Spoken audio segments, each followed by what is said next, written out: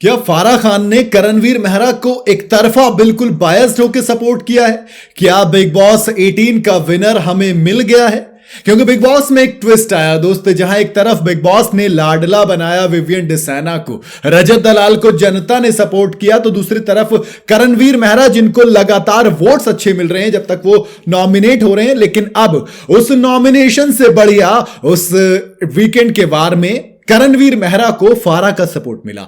मैंने जब एपिसोड देखा मुझे बिल्कुल लगा कि ये एपिसोड बायस रहा, लेकिन एक चीज अच्छी थी कि अब तक करणवीर मेहरा के जिन एस्पेक्ट पर कोई बात नहीं कर रहा था, जो विवियन की गैंग को, जो चुगली गैंग थी, ये कुछ भी जो बोले जा रही थी इस पर बात नहीं हो रही थी। सारा अरफीन खान जो नीचता की और घटियापने की हद पार कर रही थी उस पर बात नहीं हो रही थी। फारा खान ने उन तमाम मुद्दों पर बात की, एक्सेप्ट करणवीर। मतलब मैं ये मान रहा हूं कि हाँ, करणवीर की तरफ थोड़ा सा ज्यादा बायस लगा मुझे ये वाला जो एपिसोड था वीकेंड के वार का। फारा काफी ज्यादा झुकी हुई थी करणवीर मेहरा की तरफ, उनकी गलतियां नहीं निकाल रही थी, बाकी पूरे घर की गलतियां उनके हिसाब से निकाल रही थी। यहां तक कि आधी गलतियां तो कंफर्म भी वो करणवीर मेहरा से ही कर रही थी कि करण तुम बताओ ये गलत है या नहीं। ऐसा लग रहा था कि करण घर के नए टाइम गॉड हैं, या फिर यूं कहूं कि थोड़े से लाडले हैं। तभी तो फारा के लाडले, बिग बॉस के लाडले नहीं, फारा के लाडले।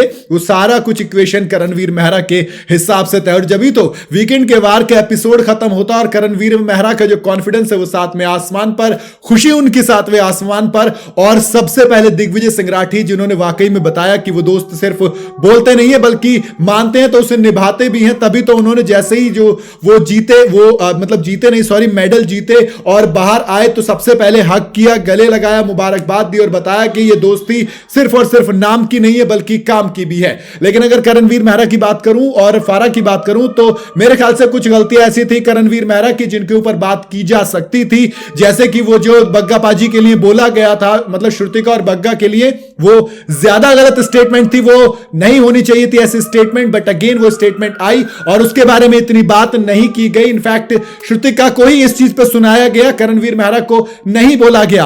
और अगर आप बात करेंगे दूसरे रिमार्क्स की, तो फिर हाँ, एक रिमार्क जो अविनाश मिश्रा का था, जब अविनाश ने वो चीज पॉइंट आउट की, गुड, यहां पर अविनाश की मुझे ये चीज बहुत अच्छी लगी कि अविनाश मिश्रा ने सामने आके बोला कि फारा मैम आप जरा जब बात करें तो उस पर भी कीजिए। और तब करणवीर मेहरा ने अपनी गलती मानी और उस चीज को थोड़ा सा एक्सेप्ट भी किया। और एक चीज, जब श्रुतिका को सॉरी बोला तो भी फारा ने कहा कि नहीं नहीं, ये जोक वाला, ये ड्रामे वाला नहीं, ये असली वाला सॉरी बोलो।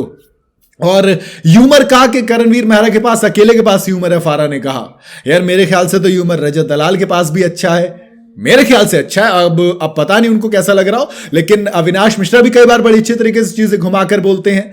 लेकिन कहीं ना कहीं मुझे भी ऐसा लगा कि ये वाला जो एपिसोड था पूरी की पूरी तरह से करणवीर मेहरा की तरफ बायस था। और कहीं ना कहीं अब तक जो रिपोर्ट्स आ रही थी ना, करणवीर मेहरा शो के अल्टीमेट विनर बनने वाले हैं, मेरे ख्याल से चीजें सही हो सकती हैं। और करणवीर मेहरा खतरों के खिलाड़ी सीजन 14 जीतने के बाद अब खतरों के खिलाड़ी का सीजन 18 भी जीत सकते हैं। आपको क्या लगता है? क्या आपको भी एपिसोड बायस लगा? आप अपनी राय मुझे कमेंट में जरूर बताइएगा। वीडियो अगर आपको पसंद आई हो तो इसे लाइक और शेयर जरूर करें, और जाते जाते चैनल को फॉलो और सब्सक्राइब जरूर करते जाइएगा।